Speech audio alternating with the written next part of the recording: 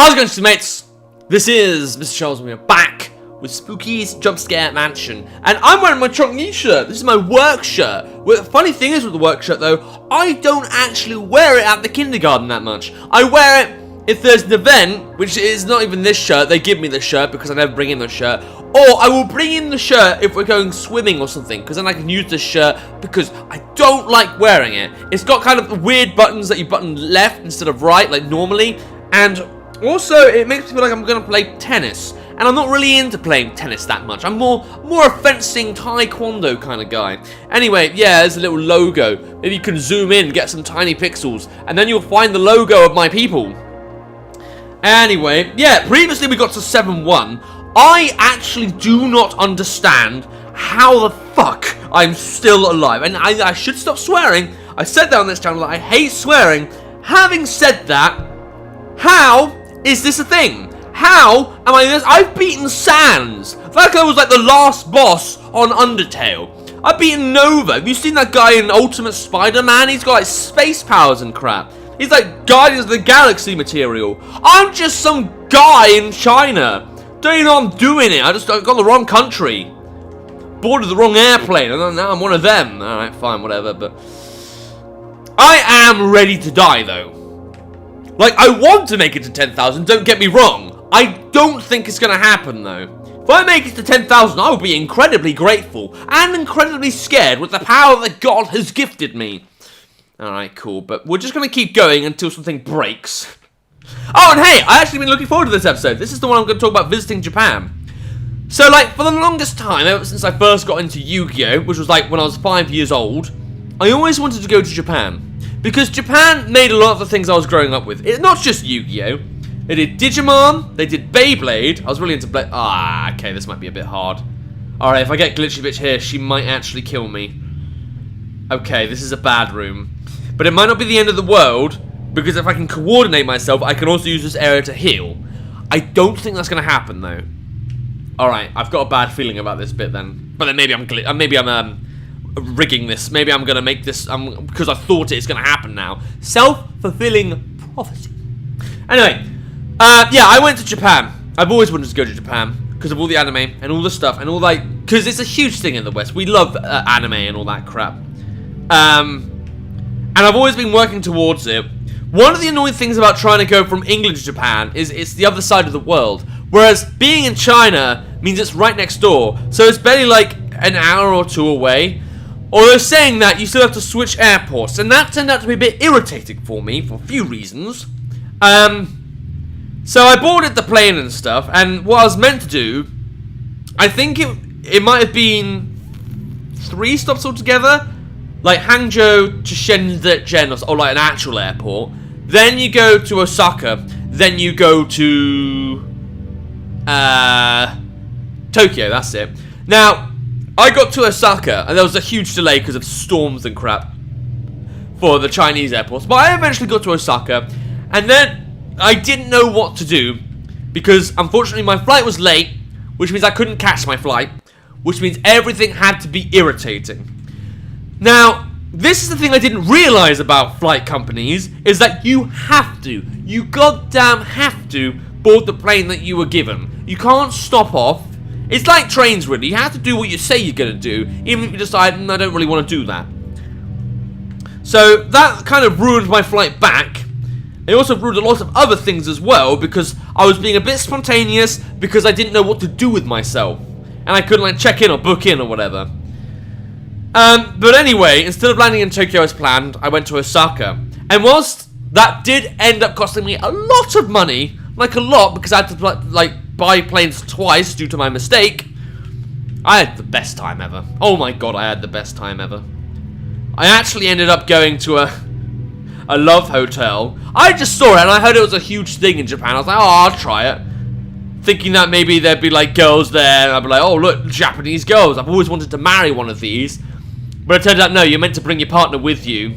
And then in the end, I just had like the best evening. Because they served food and sake. The sake was cheap, and the food actually tasted like food. In China, nothing tastes right. In China, unless you cook it yourself, everything tastes horrible.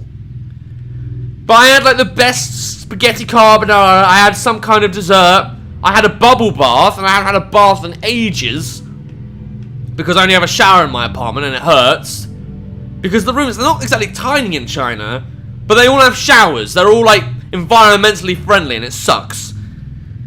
But I had the best time in Osaka. I went to see Osaka Castle, which I should have appreciated for the castle and the history, but there was a long line to the castle. So instead I went to the souvenir shop. Oh, okay, that's not so bad. That's new, to say the least. I went to the souvenir shop, and they had these jigsaw puzzles of Yu-Gi-Oh cards. And I was excited, and I took videos and photos of them. And I was like, yes, this is real tourism. This is suiting tourism needs. And I was over the moon. Then when I was done in Osaka, I went by train to Kyoto, which I was looking forward to, but it was a bit disappointing. I went to a bar, and the drinks were okay. I was desperate to find something that wasn't a highball or softball, or whatever they call them. They're kind of like fizzy soda drink with alcohol. I really wanted some cocktails. I wanted a porn star martini. I didn't get a porn star martini, because they don't really do that in Asia at all. You can't really get them in China because passion fruit juice is just impossible to come by. You can get vodka easy enough because we're right next to Russia, but still. But I did have a bit of fun. I went to a shopping centre and found a Yu-Gi-Oh card shop. Yeah, you begin to see why I went there now, aren't you? They also had some Duel Master. Ah! Ah! Ah! Ah! Fucking god damn you! I'm gonna cut your feet off now! Okay, James, you have got asthma. Please calm down.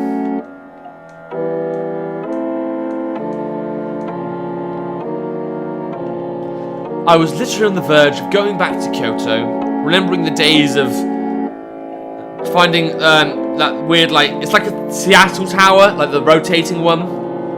So they have one of those in Tokyo, in Kyoto as well, and it was great fun. And that got stolen from me because Puppet Man wanted to point me in the bum bum.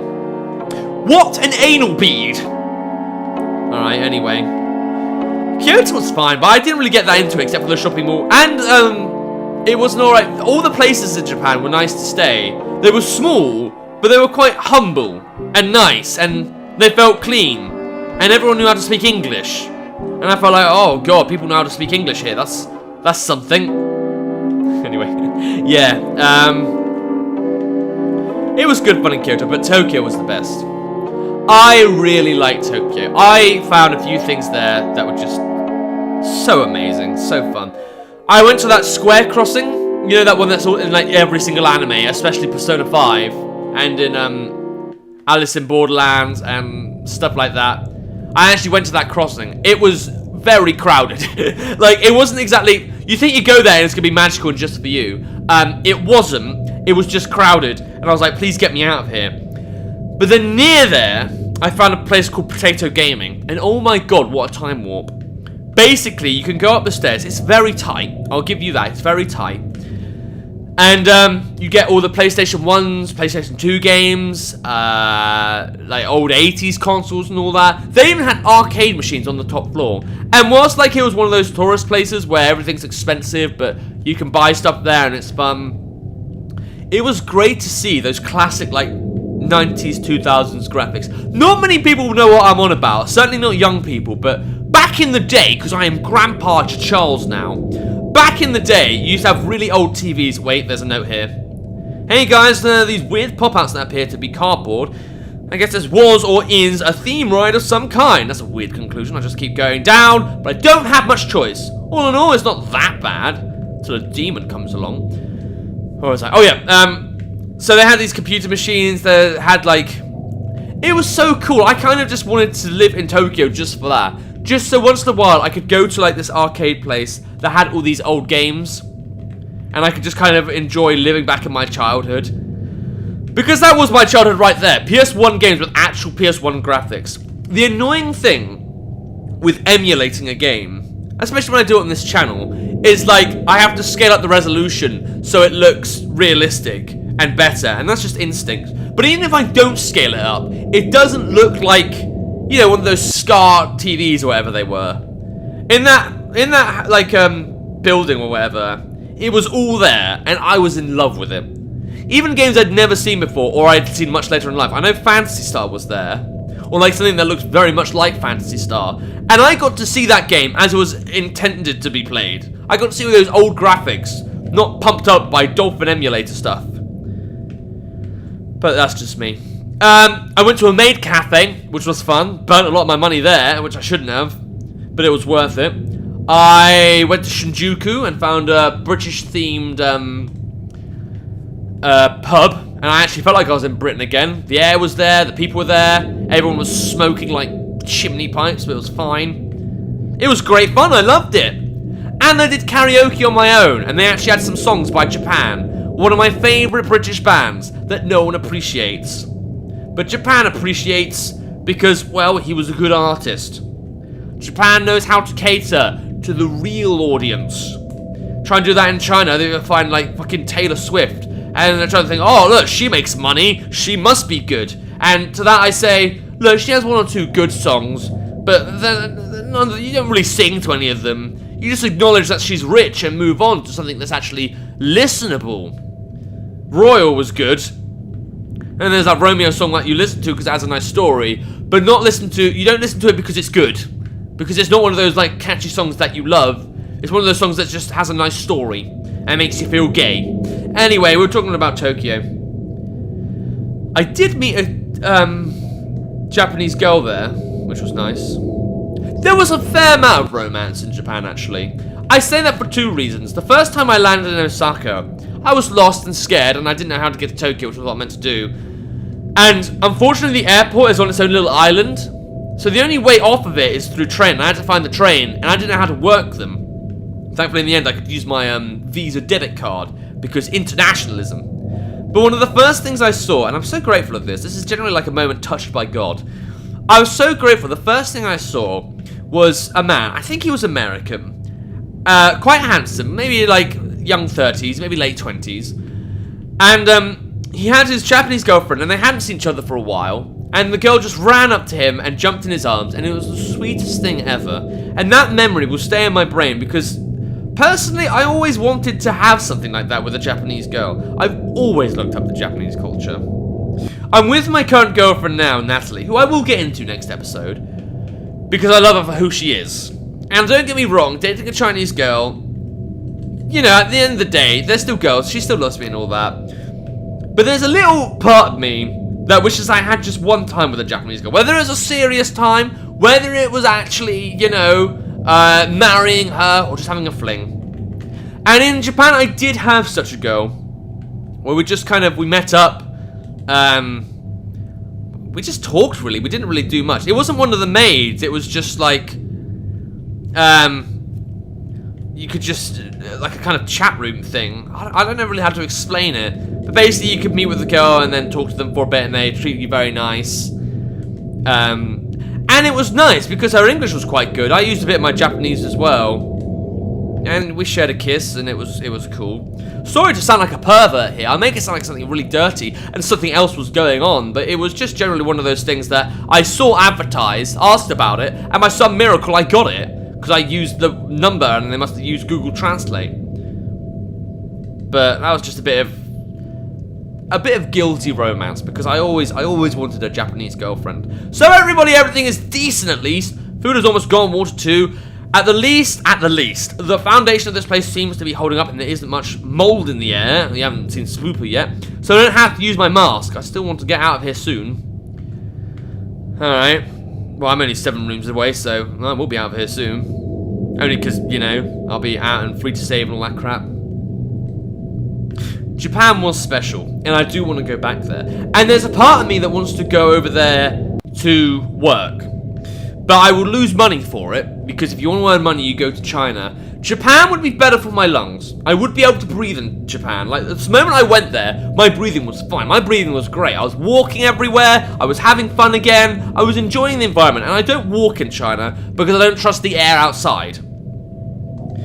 But I'd have to give up a few things if I went to Japan. And I'm not ready for that yet.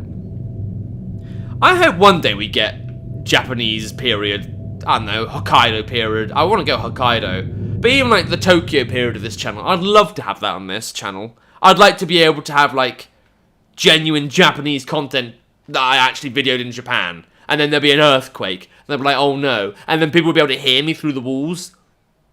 But it'll be worth it because at least I'd say, hey, I got to Japan and I was born in England. So hell yeah. Alright, cool. Anyway, what score am I now? How good am I at life? 140. Nearly at the 130s. I'm catching up with Sleepy Lobster and Rarity. Fortunately, he's not gonna be beaten next episode. It'll be the episode after. I'll probably completely forget about E when I'm at that point, but that's fine. I've beaten Koishi Komeiji. I don't know if that means anything. I know koi means love in Japanese, like koibito, lover, love person. And I've got a kid called Koi. Oh, I don't have the kid, but a kid in kindergarten is called Koi, and I'm obsessed with him. And I give him a little wave, and then he's frightened shitless of me because he doesn't understand why this foreigner's obsessed with him, but maybe I'll get to that in another time. Anyway, if you want to play games, I'll see if you can get even further in the game. There'll be a link to the game in the description down below. And without further ado, little bit Sky Chance, it's time. See ya!